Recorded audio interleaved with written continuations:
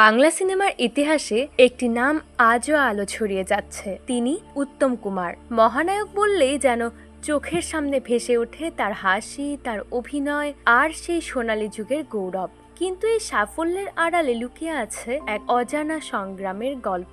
আজ নক্ষত্রের জীবনে আমরা শোনাবো উত্তম কুমারের জীবনের সেই পথ চলার কথা, যা তাকে সত্যিকারের নক্ষত্র বানিয়েছে। উত্তম কুমারের জন্ম ৩রা সেপ্টেম্বর ১৯২৬ সালে কলকাতার এক সাধারণ পরিবারে। তার আসল নাম ছিল অরুণ কুমার চট্টোপাধ্যায়। ছোটবেলা থেকেই গান, নাটক আর সিনেমার প্রতি তার অদ্ভুত টান। কিন্তু পরিবার চেয়েছিল পড়াশোনা করে একটা স্থির চাকরি করুক। তবু মনের ভিতরে লুকিয়েছিল এক স্বপ্ন, বড় পর্দায় নিজের জাদু ছড়ানোর। প্রথম দিকে জীবন সহজ ছিল না। তিনি সাউথ সুবারবান স্কুল থেকে পড়াশোনা শেষ করে কলকাতা বিশ্ববিদ্যালয় থেকে গ্র্যাজুয়েট হন। এরপর রেলওয়েতে ক্লার্কের চাকরি নিলেন। কিন্তু অফিসের টেবিলের পিছনে বসেও তার চোখে ভাসত সিনেমার পর্দা। ১৯৪৭ সালে মায়াডোর নামে একটি ছবিতে প্রথম অভিনয়ের সুযোগ পেলেও সে ছবি মুক্তি পায়নি।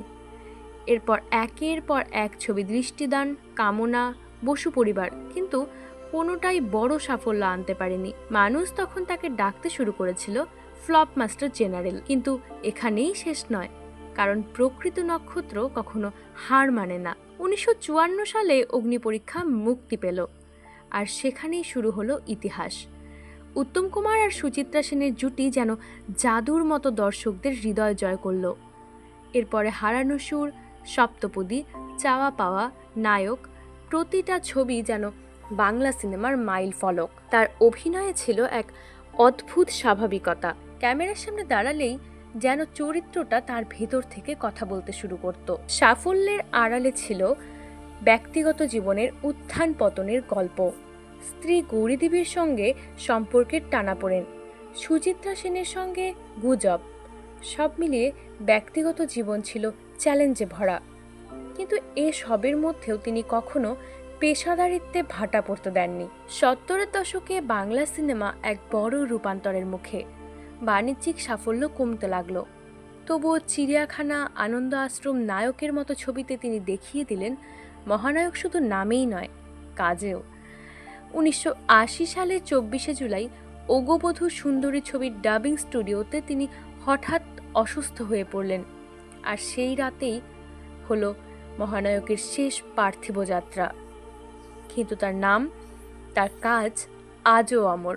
উত্তম কুমারের জীবন আমাদের শেখায় সংগ্রাম ছাড়া সাফল্য নেই। সাধারণ এক চাকুরে যুবক থেকে বাংলার মহানায়ক হয়ে ওঠা সত্যি এক অনুপ্রেরণার গল্প।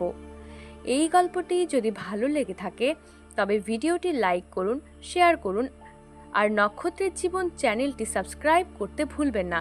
কমেন্টে লিখে জানান পরের বার কোন নক্ষত্রের গল্প শুনতে চান।